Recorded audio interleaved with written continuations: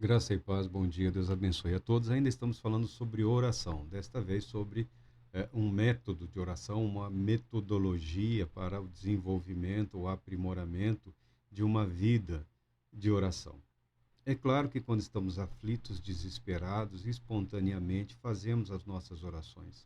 Nos dirigimos a Deus imediatamente, sem qualquer rodeio ou preparação, porque reconhecemos nele o nosso Pai, o nosso Senhor, o nosso amigo, o nosso abrigo, a quem recorremos em toda e qualquer oportunidade.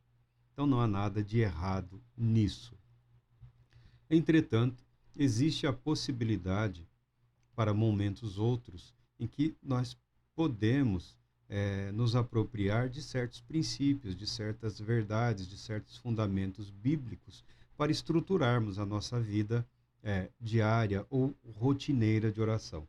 Matthew Henry ofereceu aqui uma sugestão, um material, mais ou menos o que tem sido recopiado, ou refalado, ou reescrito através aí dos tempos na igreja.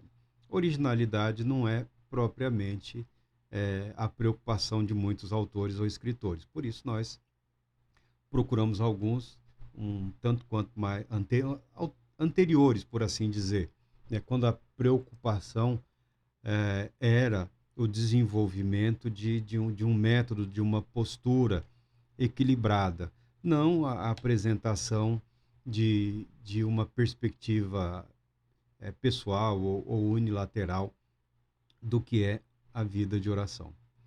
Tá? A oração, portanto, ela consiste de várias etapas. A primeira parte da oração, ela consiste na adoração a Deus. A primeira parte da oração, ela pode ser um discurso a Deus, uma oração, uma adoração a Deus. Inclui agradecimento, inclui profissão de fé, declaração de fé, Senhor, eu creio, e também os pedidos preparatórios, né? Há uma formalidade que o autor apresenta aqui a ser desenvolvida na vida rotineira de oração. O livro de Hebreus aqui, no capítulo 10, 19, 20, 21, ele apresenta uma analogia, a analogia do templo.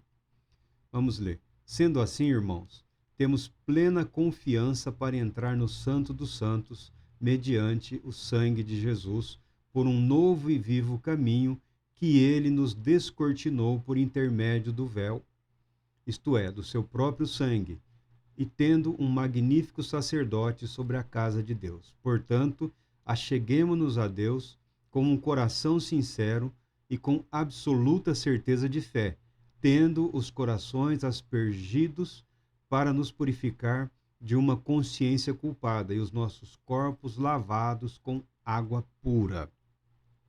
Graças a Deus pela sua palavra e que o Santo Espírito nos abençoe nessa breve reflexão.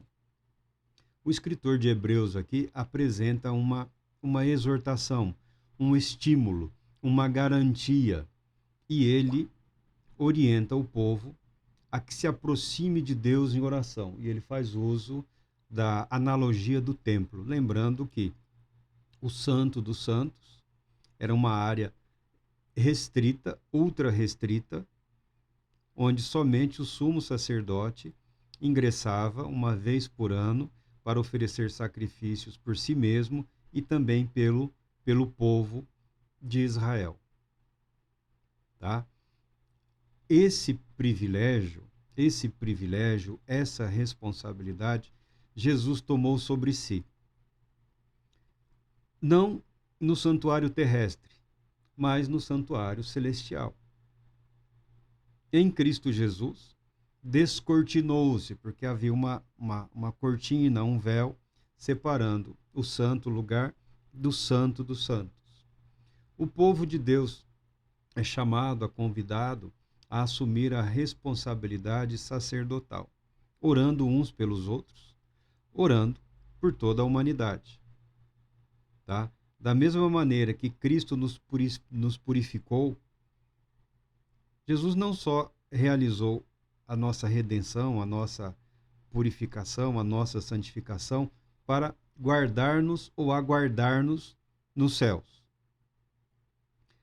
Há também uma responsabilidade. A responsabilidade é que o cristão deve assumir a postura, a mesma assumida por Cristo Jesus, que intercede por nós. Nós também devemos usufruir dos benefícios da vida em Cristo Jesus, nos aproximando de Deus em oração, com certeza de fé, na certeza de que o caminho está preparado e que nós fomos adequadamente, pela fé, purificados e santificados. Não há necessidade de sacrifícios animais. Não há necessidade de rituais de purificação. Pela fé, nós fomos justificados, santificados e temos livre acesso a Deus, nosso Senhor e Pai. Isso deve marcar a nossa postura de oração. A Bíblia declara que Deus é espírito e, portanto, seus adoradores devem adorá-lo em espírito e em verdade. O ser humano tem todos os poderes do espírito, tá? Vontade, emoção, consciência, autoconsciência, todos os poderes de um espírito habitam no ser humano. O ser humano foi criado e constituído por Deus capaz de ter uma comunhão com Ele. Ainda que pecadores, ainda que nessa condição temporária ou transitória, o ser humano tem esse desejo, esse anseio, e em Cristo Jesus tem essa certeza de fé. Quem se aproxima de Deus deve se aproximar reconhecendo que Ele existe, que Ele é galardoador, abençoador de todos aqueles que o buscam. Além de todas as bênçãos conferidas à humanidade, à criação, há bênçãos especiais conferidas aos adoradores, A bênção, de um modo geral, vou ser bastante específico, diz respeito à própria comunhão com Deus, a alegria de estar em comunhão com o Pai, a certeza de participar do amor de Deus sobre nós derramados em Cristo Jesus. É isso que o escritor, aqui eu ia falar já Paulo, é isso que o escritor de Hebreus estimula. Tenha fé, tenha certeza, tenha confiança. Ah, mas eu não me considero digno. Nós não nos aproximamos de Deus confiantes na nossa dignidade. Nós confiamos na dignidade de Cristo Jesus. Nós temos um mediador diante de Deus, e esse mediador é quem nos garante esse acesso. No Antigo Testamento, nos tempos antigos, os hebreus se valiam de uma série de rituais de purificação, de uma série de rituais de santificação, tá? E uma vez por ano, somente o sumo sacerdote, em nome dele e em nome do povo, ingressava no Santo dos Santos. Nós não precisamos aguardar um dia específico no ano. Nós podemos e devemos aproveitar o dia que se chama hoje para nos dedicarmos à oração. Davi foi um fantástico adorador. Você pode não gostar, você pode ter suas reservas, mas Davi é um exemplo de adorador, de confiança em Deus, de temor a Deus.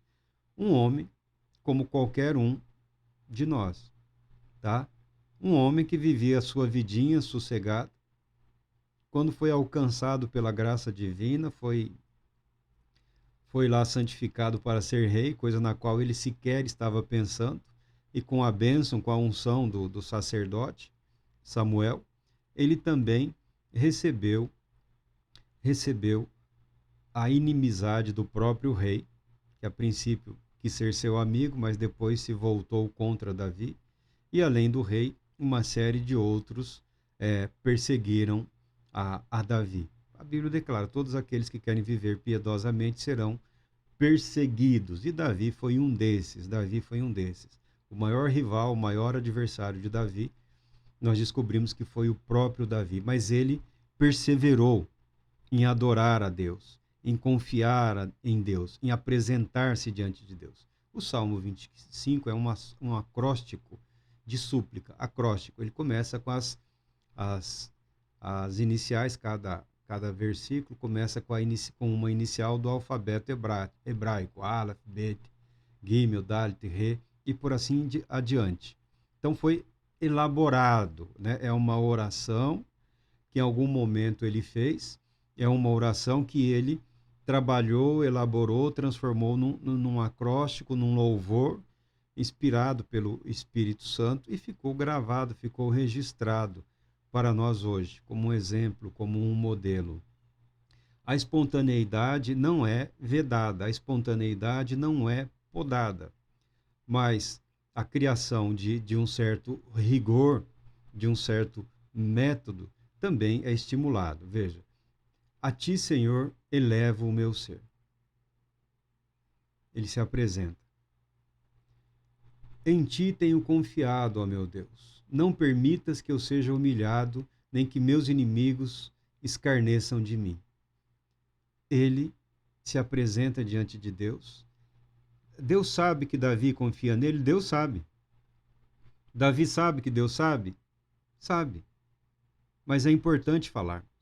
É importante expressarmos as nossas convicções. É importante expressarmos a nossa fé. É importante expressarmos o nosso reconhecimento de quem é Deus. Por isso ele primeiro se apresenta formalmente. A ti, Senhor, elevo o meu ser. Nós imaginamos esse homem ou prostrado no campo, ou num cômodo do seu palácio depois, não importa em qual momento da vida, porque inimigos ele teve durante toda a vida. Em ti tenho confiado, ou seja, minha confiança está em ti, ó Deus. Não permitas que eu seja humilhado. Já vem um primeiro pedido. Ele não expressa necessariamente o porquê esse temor de ser humilhado, e nem que meus inimigos escarneçam de mim.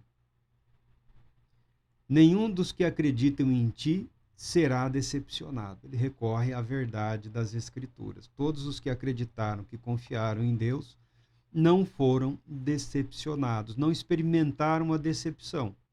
Experimentaram tragédias, experimentaram dilúvios, experimentaram tempestades, experimentaram perseguição, mas com Deus eles não saíram decepcionados. Não.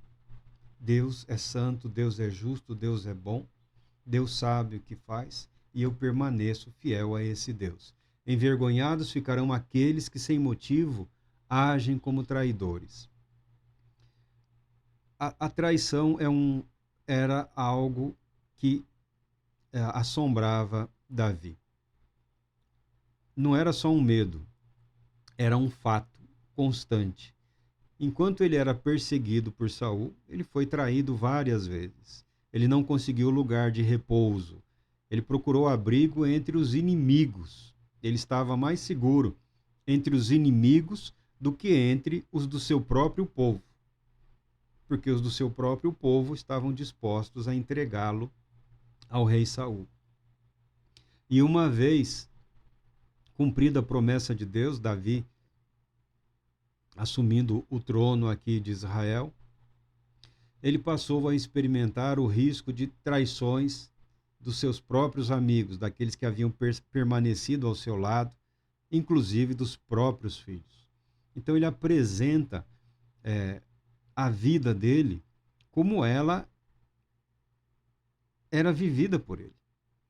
Em meio a riscos de traição, em meio a inimigos, amigos que se tornavam inimigos. Nenhum dos que acreditam em ti será decepcionado. Envergonhados, sim, envergonhados serão aqueles que sem motivo agem como traidores. Faze-me conhecer, ó Deus, os teus caminhos. Ensina-me a trilhar a tua vereda. Essa postura, ela é belíssima. Se você pensar em Davi como um rei, nós conhecemos o ser humano, nós conhecemos as pessoas. Não precisa nem ser coroado rei. Às vezes um pouquinho só de mais responsabilidade, um pouquinho só mais elevado, a pessoa já se torna um euzão, né? Um ego tirânico. Surge o ditador. Surge aquele eu sei, eu faço, eu mando, quem decide sou eu, na minha vida mando eu. Davi não era assim. Davi não era assim. Eu fico imaginando uma reunião no palácio com os velhos amigos de batalha, de combate, aqueles que ficaram ao lado de Davi nos mais tristes momentos, nos mais difíceis momentos da vida dele, ele recitando ou cantando ou louvando. Deve ter sido algo incrível, deve ter sido algo esplêndido. Ele e os seus companheiros podendo declarar: Deus é fiel. Não fomos envergonhados, eles foram tidos como bandidos, como criminosos, foram perseguidos como se fossem cruéis assassinos. É isso que Saul fez com Davi e contra aqueles que acompanharam Davi. A perseguição foi boa, a perseguição foi ótima. As mentiras fortaleceram a fé, fortaleceram o caráter, fortaleceram a disposição de se humilhar diante de Deus. Porque as promessas de vida, as promessas de realização, as promessas de estabelecer Davi como um rei foram feitas por Deus. Davi não era um conquistador que seduziu a filha de Saul. Foi justamente o oposto. Saul que ofereceu a filha para quem se dispusesse a aceitar um duelo com um gigante. Coisa que Davi não teve medo. Enquanto outros se acovardaram, silenciaram, ele falou: eu vou, eu faço. Deus foi comigo contra o leão, eu salvei as ovelhas das garras do leão. Deus foi comigo contra o urso, eu salvei as ovelhas das garras do urso. O mais importante para Deus é o seu povo, é a glória e a santidade do seu nome. Eu enfrentarei esse desafiante que está afrontando o nome do Santo Deus. E venceu. E venceu, graças a Deus, a coragem e a determinação daquele jovem. Então, tudo que ele suportou depois disso, ele tinha em mente que era permissão divina. Todos os desafios o levariam ao caminho proposto por Deus. O levariam ao estado, à situação que havia sido afirmada por Deus. Hoje você está sendo perseguido, você será rei. Hoje você está sendo afrontado, humilhado, você será rei. Hoje estão tentando arruinar a sua vida, o seu nome, você será rei. Estão perseguindo a sua família, você será rei. E quando você se tornar rei, não se comporte como o ímpio, não se comporte como aquele que despreza a palavra de Deus. Não se comporte como aquele que faz pouco caso da verdade revelada pela palavra de Deus. Você será diferente. Você agirá de maneira exemplar. É isso que Davi buscou na vida dele. É claro que ele não foi perfeito. É claro que ele não foi bem-sucedido em tudo. É claro que ele teve os seus muitos tropeços. Mas você vê um homem aqui com uma promessa incomparável, inigualável, porque a família dele não tinha nenhuma relação com o trono de Israel, com a família de Saul, que se apegou a Deus, que se apropriou da promessa e da palavra de Deus, tendo basicamente Deus e a palavra de Deus ao lado dele, e esse homem é capaz de dizer: orienta-me a seguir a tua vereda e ensina-me a mantê-la, pois tu és o Deus da minha salvação. Ele pede a orientação divina em todos os seus caminhos, literalmente em todas as suas jornadas. Em todas as suas jornadas. em todas as suas caminhadas, em todas as suas batalhas, em todas as suas vitórias, em todos os momentos da sua vida. Até mesmo quando ele se esqueceu de Deus, se esqueceu do compromisso que ele tinha com Deus e pecou feio. Não só o adultério, mas depois o assassinato. Pecou feio. Caiu feio. Quando teve a sua atenção chamada pelo profeta Natã, a dádiva, dom de Deus, quando o profeta compareceu diante dele e o fez lembrar do que ele havia tido, ele se jogou, se prostrou diante de Deus, diante de todos que ali estavam, e não negou. Reconheceu que havia pecado contra Deus. Reconheceu que havia pecado contra Deus. Reconheceu e aceitou a responsabilidade, ou seja, as consequências dos seus atos. Uma série de sofrimentos. A morte do filho, a rebelião do outro filho, problemas na casa, problemas na família. Aceitou a humilhação, mas não se apartou de Deus. Uma das coisas mais difíceis no mundo o próprio livro de Provérbios orienta, né? É submeter os príncipes à lei. Porque os príncipes, os reis, os monarcas, os importantes, os poderosos desse mundo vivem como se a lei não se aplicasse a eles. Não fica pensando que é só aqui no Brasil, não fica pensando que é somente o Brasil, porque não o é. Não é. Os poderosos raramente, dificilmente são levados a juízo. Muito dificilmente. Mas Davi se submeteu imediatamente à palavra de Deus, proclamada pelo profeta, e reassumiu a postura de adorador, de temente a Deus, de devedor a Deus. E a sua gratidão, a sua postura, a sua devoção a Deus é um exemplo para nós todos. Em toda e qualquer circunstância das nossas vidas, nós devemos apresentar a nossa confiança, o nosso viver, as nossas necessidades, os nossos temores a Deus. E a primeira postura é a postura de adoração, ou seja, reconhecimento de que Deus é poderoso e fiel para cumprir tudo aquilo que prometeu.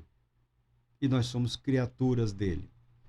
Por isso nós adoramos a Deus. Nós iniciamos louvando a Deus, engrandecendo o nome de Deus, a sabedoria de Deus, a santidade de Deus, a justiça de Deus, a misericórdia de Deus, a graça salvadora de Deus em Cristo Jesus. A primeira parte da oração, ela pode e deve estar voltada para esse momento de adoração, ou seja, reconhecimento de Deus em tudo que ele é e em tudo que ele se propõe a realizar nas nossas vidas. Deus é santo, Deus é justo e Deus é bom. Deus Todo-Poderoso te abençoe, te proteja e te conceda a paz.